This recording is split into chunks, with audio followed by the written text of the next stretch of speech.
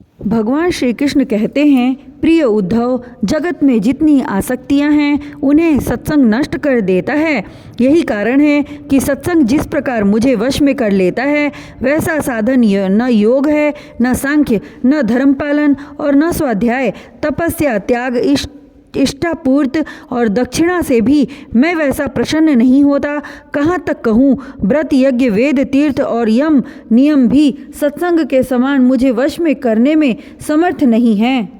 निष्पाप उद्धव जी, यह एक युग की नहीं, सभी युगों की एक सी बात है। सत्संग के द्वारा ही दैत्य, राक्षस, पशु, पक्षी, गंधर्व, अप्सरा, नाग, सिद्ध, चारण, गुह्याक और विद्याधरों को मेरी प्राप्ति हुई है। मनुष्यों में वैश्य, शूद्र, स्त्री और अंत्यज आदि रजोगुणी, तमोगुणी प्रकृति के बहुत से जीवों ने मेरा परमपद प्राप्त किया है। वृत्रासुर, प्रहलाद, वृषपर्वा, बलि, बाणासुर, मय, दानव, विभीषण, सुग्रीव, हनुमान, जाम्बवान, गजेंद्र, जटायु, तुलाधार, वैश्य, धर्मव्याध, कुब्जा, ब्रज की गोपियाँ, यज्ञ पत्नियाँ और दूसरे लोग भी सत्संग के प्रभाव से ही मुझे प्राप्त कर सके हैं।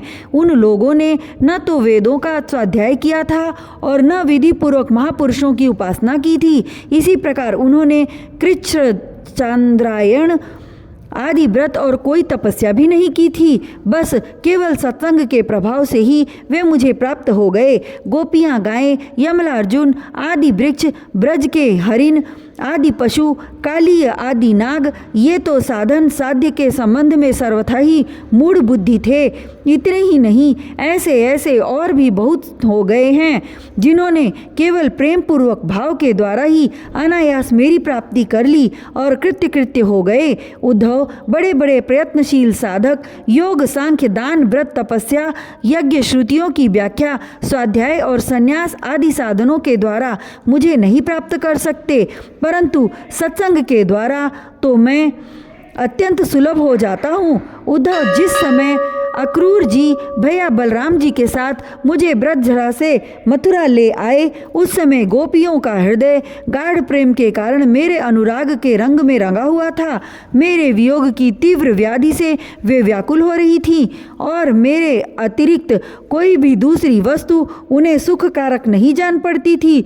तुम जानते हो कि मैं ही उनका एकमात्र प्रियतम हूँ। जब मैं वृंदावन में था तब उन्होंने बहुत सी रात्रियाँ, वे रास की रात्रियाँ मेरे साथ आधे क्षण के समान बिता दी थी, परंतु प्यारे उद्धव, मेरे बिना वे ही रात्रियाँ उनके लिए एक एक कल्प के समान हो गईं।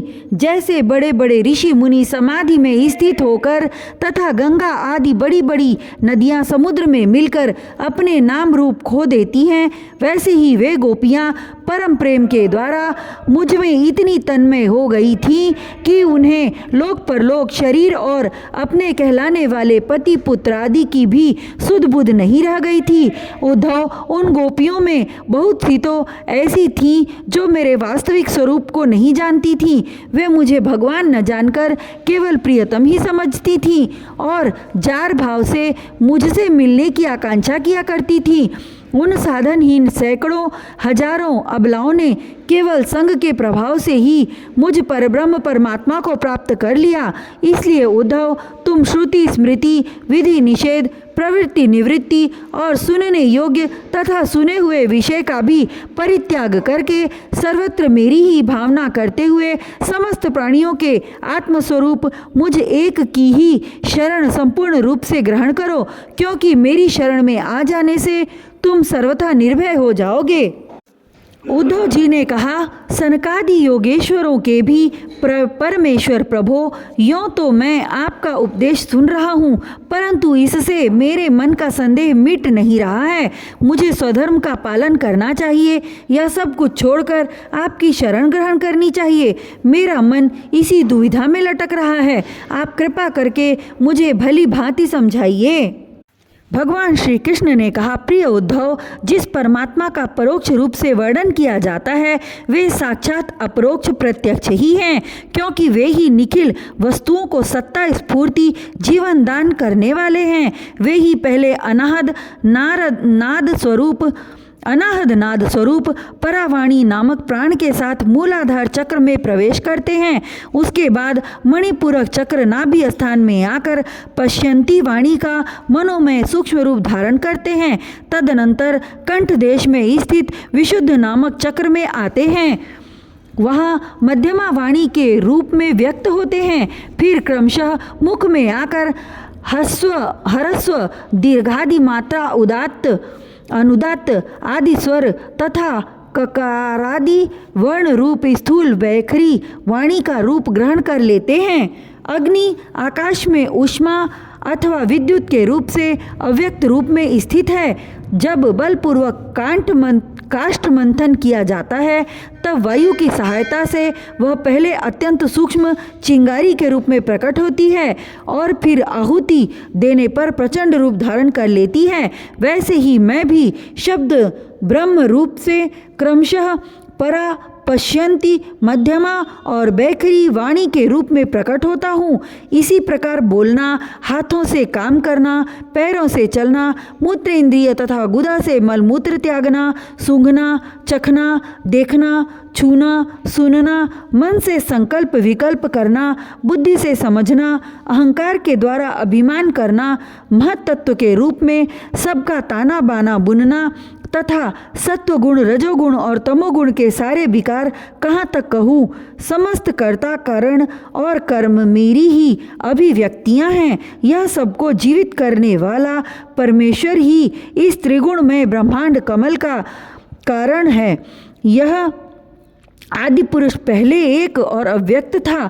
जैसे उपजाऊ खेत में बोया हुआ बीज शाखा, पत्र, पुष्पादि अनेक रूप धारण कर लेता है, वैसे ही काल गति से माया का आश्रय लेकर शक्ति विभाजन के द्वारा परमेश्वर ही अनेक रूपों में प्रतीत होने लगता है।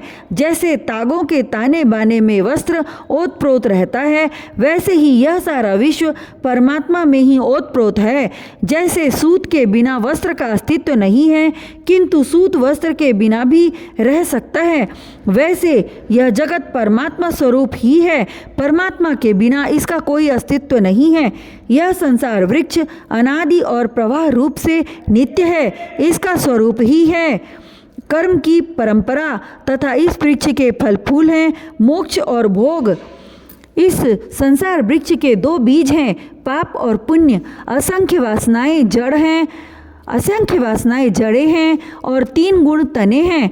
5 भूत इसकी मोटी मोटी प्रधान शाखाएं हैं और शब्द आदि 5 विषय रस हैं। 11 इंद्रियां शाखा हैं तथा जीव और ईश्वर 2 पक्षी इसमें घोंसला बनाकर निवास करते हैं। इस वृक्ष में वात, पित्त और कफ रूप 3 तरह की छाल है।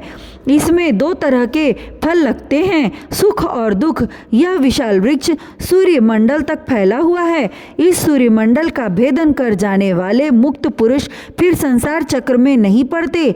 जो गृहस्थ शब्द रूप रस आदि विषयों में फंसे हुए हैं, वे कामना से भरे हुए होने के कारण गिद्ध के समान हैं। वे इस वृक्ष का दुख रूप फल भोगते हैं क्योंकि वे अनेक प्रकार के कर्मों के बंधन में फंसे रहते हैं। जो अरण्यवासी परमहंस विषयों से विरक्त हैं, वे इस वृक्ष में राजहंस के समान हैं और वे इसका सुख रूप फल भोगते हैं। प्रिय उद्धव, वास्तव में मैं एक ही हूँ।